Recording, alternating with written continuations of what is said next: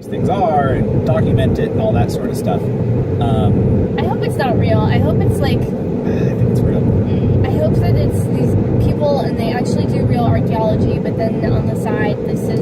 No, remember, because your review that you found said that it didn't even call them archaeologists or anything remotely like that. It called them metal detectorists. Yeah, that's accurate for what they are. Also, everybody, you got to watch the show Detectorists. It's a fantastic British show about guys. It's a what do you call it? Fictional version, basically, of these dudes. I don't know. I ended up falling asleep through it, so I can't speak. It's sort of like a Bob Ross level of intensity sitcom. Total aside, but I was reading this documentary called Gleason. Gleason? Yeah. No way. Gleason. About Jackie? It is about a football player who got ALS.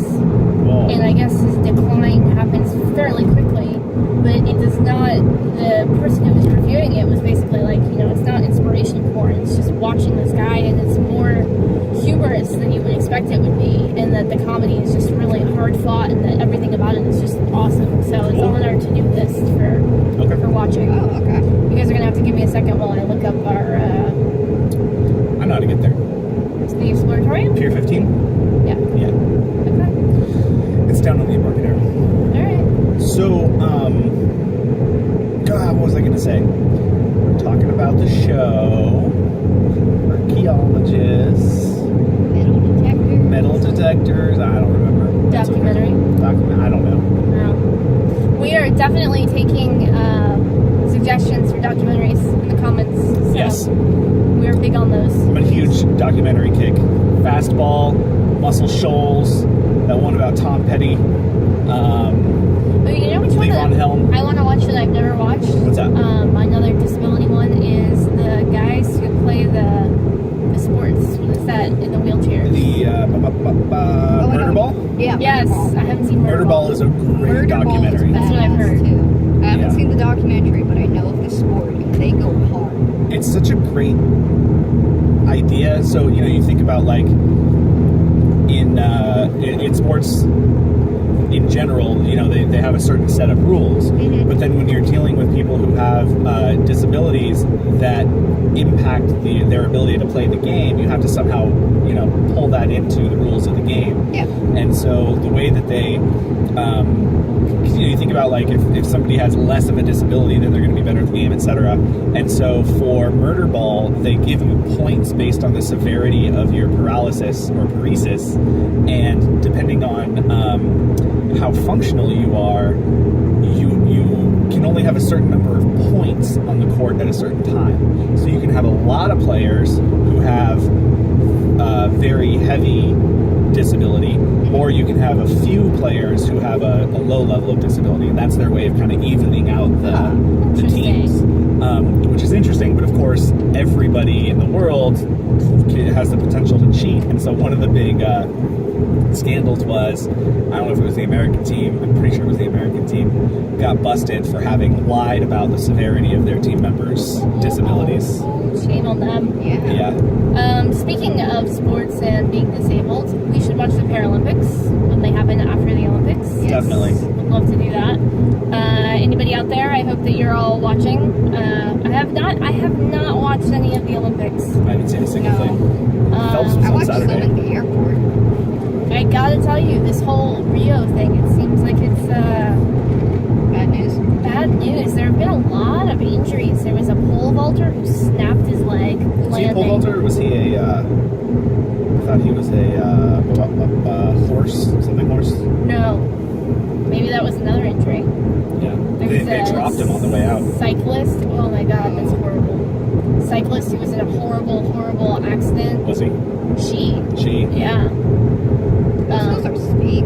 Just seems gnarly, man. I don't know. It feels like there's the superstitious part of me says there's some bad juju happening. I don't think there's any bad juju. We just knew. Well, yeah, I guess those are injuries, and we couldn't have expected those. But we just knew that there was going to be a lot of BS and potential illness and complications. I wonder if they're going to end up finding out, sort of the way that we found out with the first responders bill, that the first responders to September 11th ended up having serious issues with lung cancer and different kinds of cancers, and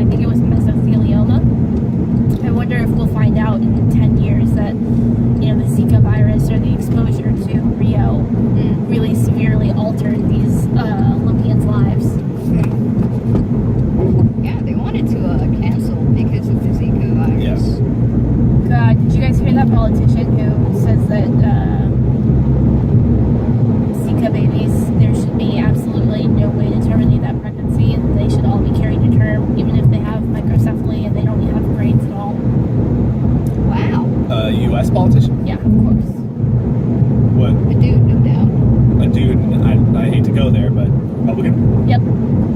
And was he saying that there just shouldn't be an exception, or was he saying like these people should be punished for taking that risk? He was saying that there should be absolutely no exception, and that he's, let me see who it is, because it was somebody really big.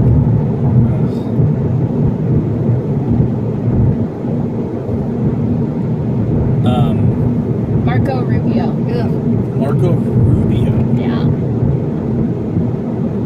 Why even bother saying that in particular when the debate is what it is? Like, was he asked about it directly or something? I don't think so, but I'm not sure. It just seems like saying something incendiary for no real reason. Like, we know that he's pro-life, so I would assume that would fall into that category. I kind of feel like that's how the conversation goes. Like, that is such a split and divisive battle that you just can't even have a conversation about it anymore. I mean, even the language, like pro-life. So does that mean that people who are, nobody's pro-abortion, they're pro-choice? Do we want to have the abortion debate on the Mortician and the Veterinarian? I don't know. I guess I just started it. I'm gonna become an observer. Oh, are you? You're opting out? It's such a dicey subject. Interesting. I haven't known you to bite your tongue. Yeah. All right. Well, in that case, you guys get to carry the conversation because I got where I got. I think you know mine, so I think. Yeah. No, I mean, I'm absolutely pro-choice. Yeah. Yeah. We just hit the city. The bridge is beautiful as usual, shrouded in fog. Yep. I took a picture. You But can only see that. only the Golden Gate. Only the Golden Gate. It's perfectly clear everywhere else.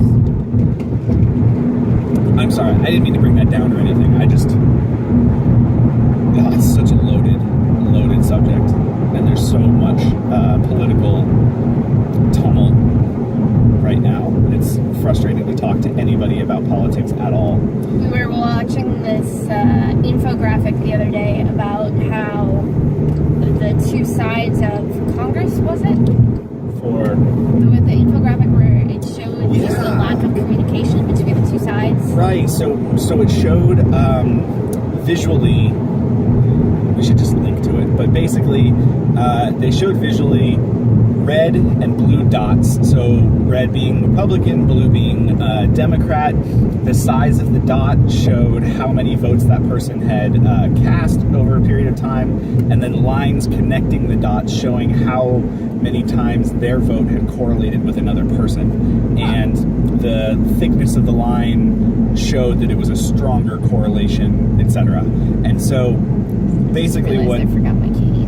basically what it showed was that going from the middle of the century to now, it went from a fairly interconnected web of red and blue that were kind of overlapping and doing a lot of voting in tandem on various things, until they started to separate out to such an extent that almost nobody votes across party lines. And so, you know, basically showing that the two sides are not communicating or going along with one another or sharing any sort of common ground. They're voting purely along party lines, regardless of subject matter.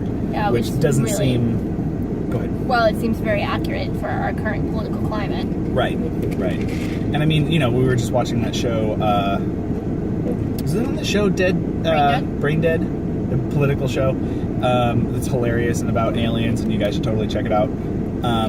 Somebody said something about but yeah, it was on that show, and they were saying that it's political suicide to even be seen with socially somebody of the opposing party, which is ridiculous because one of the who knows whether it's cause or just correlation, but I've heard a lot of talk about how, back in the mid-century, etc., it was really common that they would go to the Hill, they would do their voting, they would do their rhetoric, they would do all their speeches and everything, but then they would all go to joint functions. There would be parties, there would be dinners at each other's houses, they would golf with one another, all this stuff across party lines, and they had these personal relationships where they got to know each other and each other's families and all that sort of stuff, so that even when they went to battle politically, they had some personal and human connection, and that is at least correlated, possibly part of the cause of this split, where they're not even allowed to do that anymore. It's ridiculous. We're all people, and we have so much more in common than we have different. I agree. On that note, Whether you're pro-choice or pro-life, you don't want abortions. Nobody wants abortions. Okay, so let's figure out how to reduce them in the first place. I think that seems pretty clear to me. Sorry. No, you're good.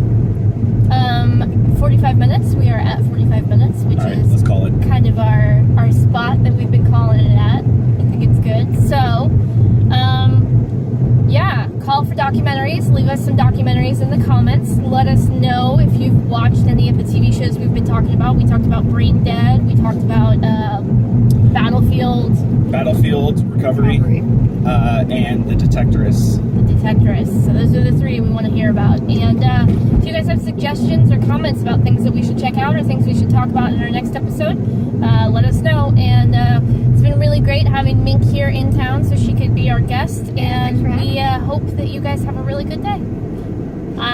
This is Derek. That's Heather. We're signing off.